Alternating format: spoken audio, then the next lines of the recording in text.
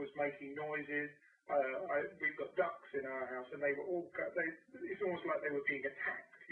You could hear every different type of animal out there making squawking and barking noises because they could feel it themselves. Animals tend to be more susceptible to that sort of stuff. But I've never seen anything like it. The entire building shook, glass was rattling.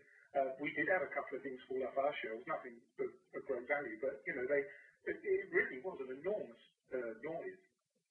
And Richard, in terms of any damage, you said some things had fallen off some shelves, but structurally around you where you are, can you see much damage not only to your house but I those in think your village? it's too dark to really see any damage. We'll have to have a look in the morning when when it's light to see exactly what damage may or may not have been done. But from the noise of it, you could feel the building shake from the bottom right the way through to the top. You could actually hear rattling up in the sort of metal structure in the roof, and you could hear the noise in so many different parts of the building. It'd be amazing if the size of our place that it hasn't caused some damage, and certainly across the country for sure. I mean, as I say, if you want to hear the recording of it, it's incredibly noisy.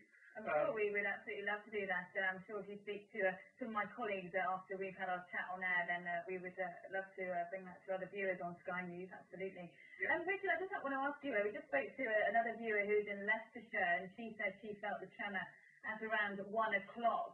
Would you say that was the same? Exactly 12:55, because when I looked at the clock as soon as it happened. Right. 12:55 it actually happened. It lasted about 5 or 6 seconds, maybe 10 seconds. After it finished shaking, things were still rattling, because of the vibration that had gone on. It carried on after the physical movement at the bottom of the ground had stopped. Things at the top were still shaking. And Richard, I mean, how on earth did you feel when this happened? I couldn't understand it. I thought, similar to the lady saying about a juggernaut, first of all, I thought that possibly we live in an area where we have lots of low-flying aircraft, so sometimes the building shakes when some RAF jet flies over at 200 feet.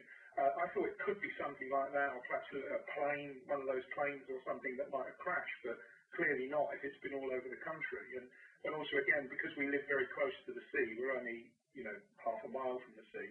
It was a bit of a concern in the same way as they had in the world previously with tsunamis and things. They are, when they're close to the sea, it's a good thing at all, so there doesn't appear to be anything like that going on.